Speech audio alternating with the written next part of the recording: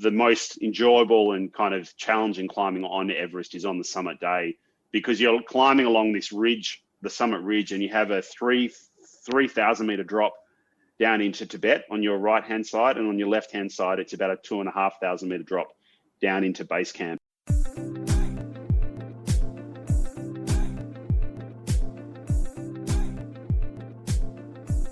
Hi, this is journalist Caroline Stephen, and this is Talking Trading. Have you ever wondered what it's like to climb Mount Everest? Last week on the show, we heard from mountaineer Patrick Hollingworth on the top 5 mountain ranges around the world, which have made him as a person. We started the show in New Zealand and ended up in Nepal for the big one, Mount Everest. And today we pick up where we left off with Patrick at base camp for Patrick's spellbinding climb to the rooftop of the world. Louise Bedford has her own investing mountain to climb in Mindpower today. And just like Patrick, she uses baby steps to take her to the top. Here's Louise, and then we go to Patrick at Mount Everest.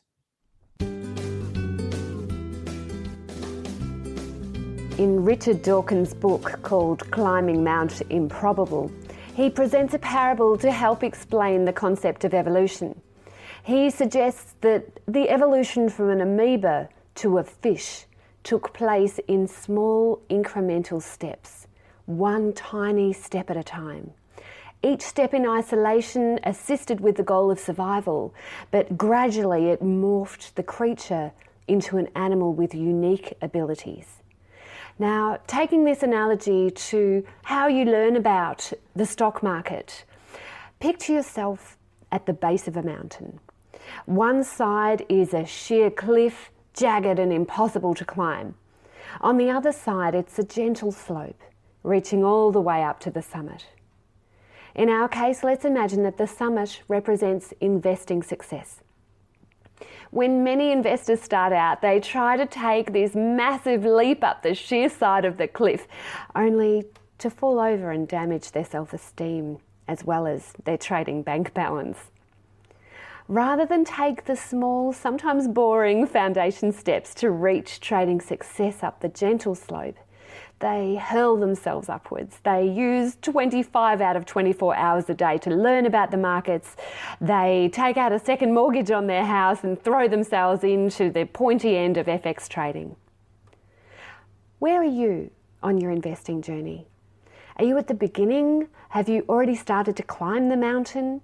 Are you the type of person who has tried to take that big vertical leap? Or are you willing to gradually but persistently pursue your goal? I suggest you take the baby steps needed to help you climb the mountain. Sure, it's not as explosive as trying to take a huge vertical leap, but it's the only way every successful trading investor has learned their skill.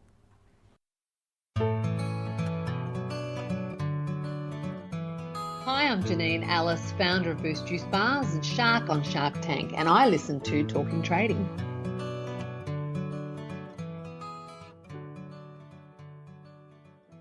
So let's go to Nepal. May 2010, you stood on the rooftop of the world, Everest, which stands almost 9 vertical kilometres into the Earth's atmosphere. I get tears when I say that, just imagining it. In our interview on Talking Trading, you took us through base camp, 2, 3, 4, Summit Ridge, Summit and down. Can we go back there?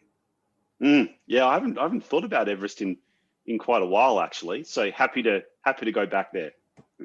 Fantastic. Can we start at base camp and then move to the ice fall? Yeah, I mean, it's a pretty amazing experience being in base camp. I mean, if you're there during the climbing season, which is April and May, it's a really big community. I think you've probably got up to 1,000 people essentially living there. And it's a real global community. You've got climbers from all around the world.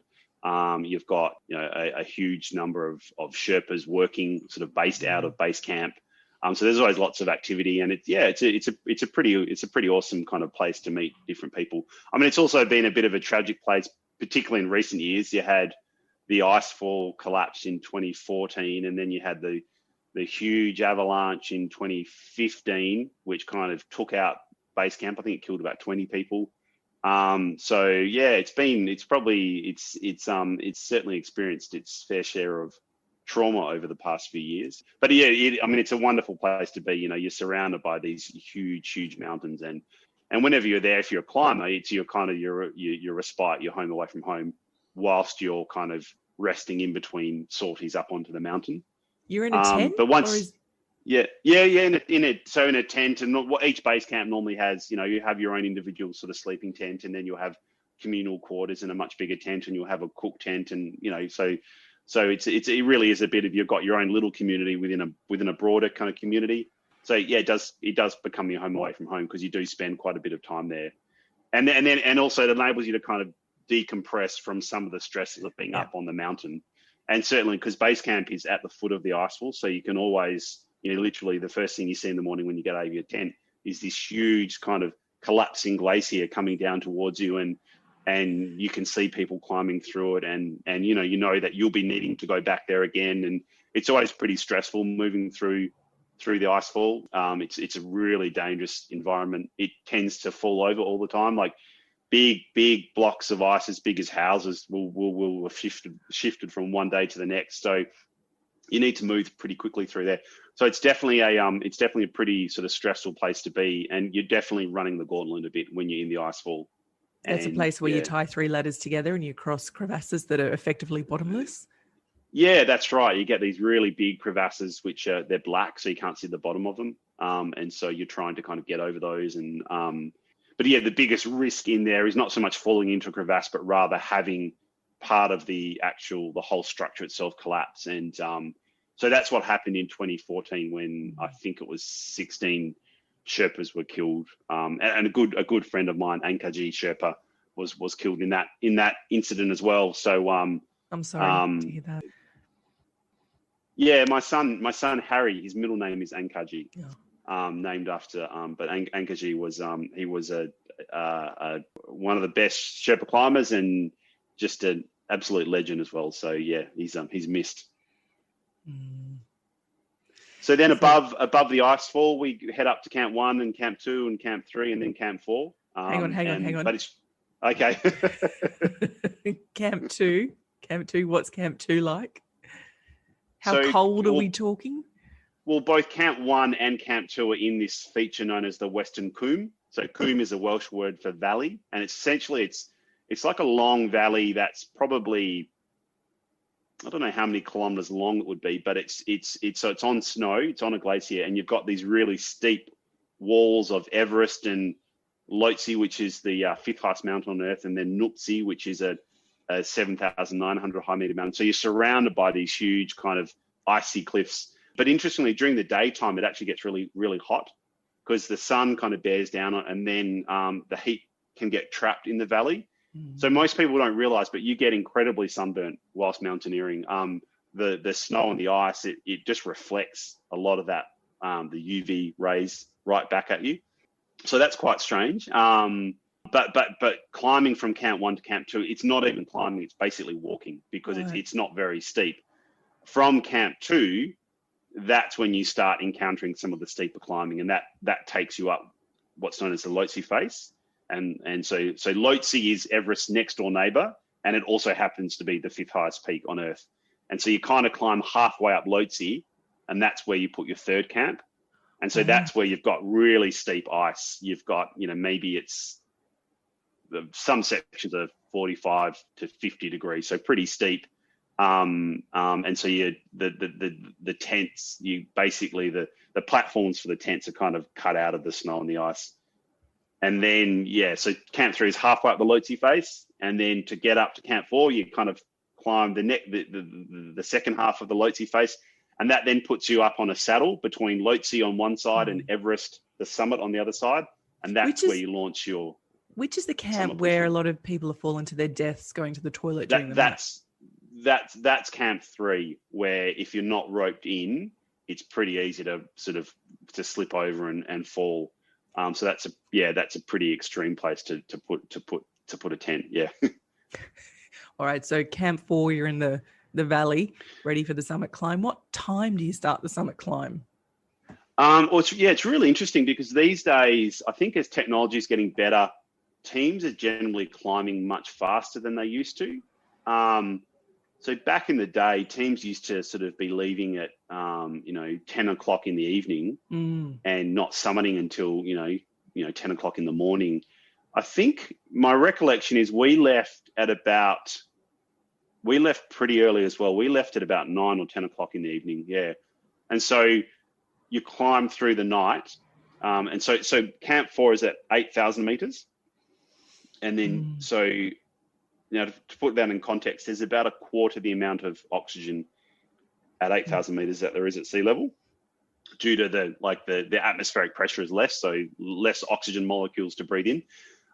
So you're moving pretty slowly. And we got to this feature known as the balcony, which is at about 8,500 meters just on sunrise. And it then took another 5 hours of climbing up the southeast ridge, over the south summit, up the Hillary Step, and then onto the main summit, because we summited it at about 10 o'clock in the morning from memory.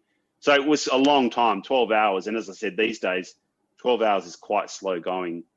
But the climbing itself is really enjoyable. The most enjoyable and kind of challenging climbing on Everest is on the summit day, because you're climbing along this ridge, the summit ridge, and you have a 3,000 meter drop down into Tibet on your right-hand side, and on your left-hand side, it's about a 2,500 meter drop down into base camp. And at some moves, you're literally looking straight down beneath your feet, and you can see 2.5 kilometers down that way. And I remember you get what's known as a cornice, a fracture line, which is from overhanging snow on one side of the summit ridge, and you get little fracture lines which suggest it's about to fall off. And I mistakenly put my foot into a fracture line. And I remember, through this slot in the snow, I was looking down and I could see cloud beneath my foot, and that was 3,000 meters down. So it's pretty wild. It's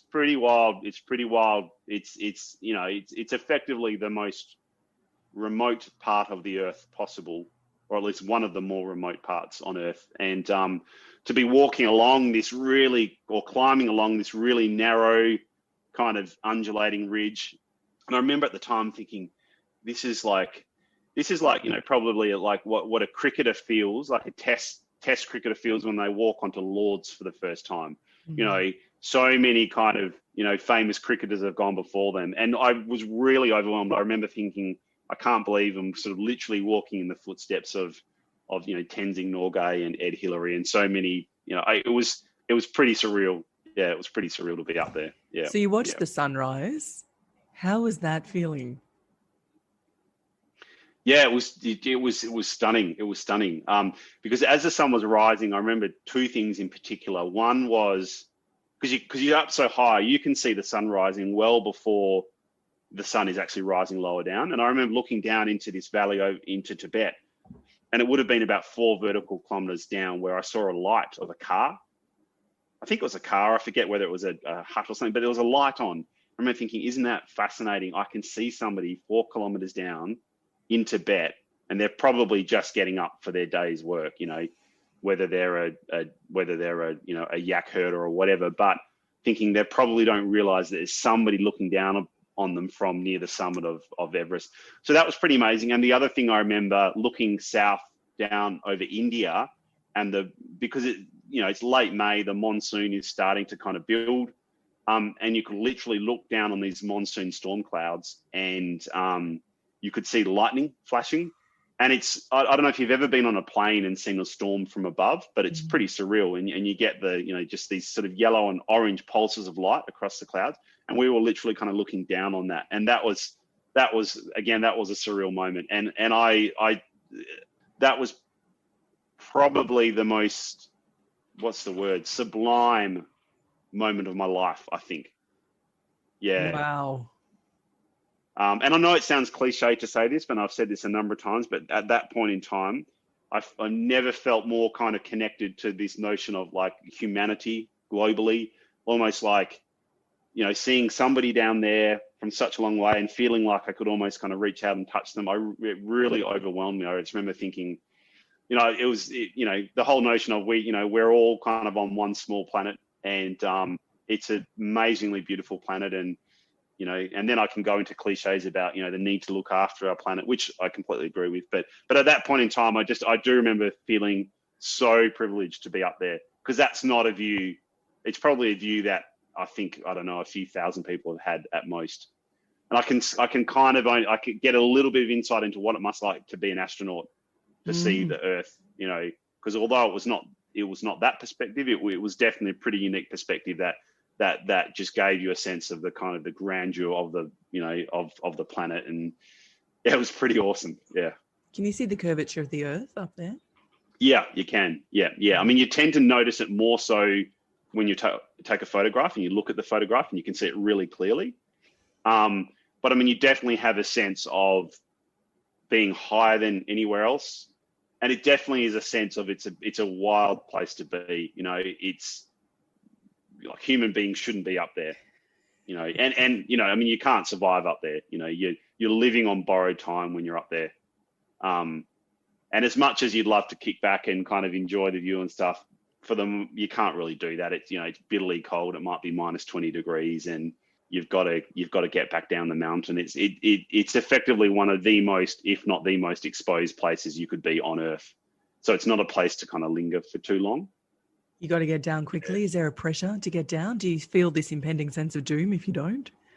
Yeah, absolutely. And I mean, given that this for me was now 11 years ago, it was, you know, and, you know, the events of 96 were still relatively fresh in people's mind, which was where, you know, yes, I think 13 people were killed. Yep, absolutely. And, you know, a number of people, it was well known that people die on the descent. You know, the people give everything to get to the summit, but of course, it's equally difficult getting back down to Camp 4. And, you know, if you get weather that springs up really quickly, I mean, you're not going to get it. You can't affect a helicopter rescue up there. Basically above 8,000 meters, you can't rescue somebody. So it definitely feels, very, very exposed. But what I find really interesting is, you know, that was 11 years ago, and increasingly there's been even more and more commercial expeditions on the mountain. And these days you're getting, I think, even, you know, more novice climbers up there. And I suspect that the death rate has actually gone down. But having said that, I suspect that's because there's probably more people climbing Everest each year. But death rate's gone down, but more people are climbing. You mean death rate's gone up because more people are climbing? Oh, no, I'm actually saying, I'm saying that compared to the actual, you know, the likelihood of you dying on descent from the summit of Everest has probably decreased because more people have actually been climbing Everest, and, you know, there haven't been any disastrous storms over the past few years, but that'll happen again, no doubt. But it's really interesting. I mean, when I was there, you know, so I was there in 2010. I had the first model of the GoPro head cam. They'd only released them a few months earlier, and so I was like, oh, cool, I'll get one of these. And so, you know, one of the reasons why I was able to build a really successful speaking career in the first few years post Everest was I had all this footage that nobody else ever had, because I had access to this little head camera. Whereas these days, everybody's wearing GoPros. And of course, back then, I think Instagram might have existed, but it wasn't widely used. Whereas these days, you're now getting people who are Instagramming on the mountain, and which is pretty wild. But I also think it's kind of attracting a bit of a different crowd. I think it's definitely attracting a crowd of non-mountaineers who are kind of using the mountain to maybe help build their profile a bit. And I'm sure they love mountaineering as well. If you didn't love mountaineering, it would be nearly impossible to climb Everest. But these days, I think there's a lot of people kind of who are leveraging it, you know, a little more for their own careers and all that kind of stuff.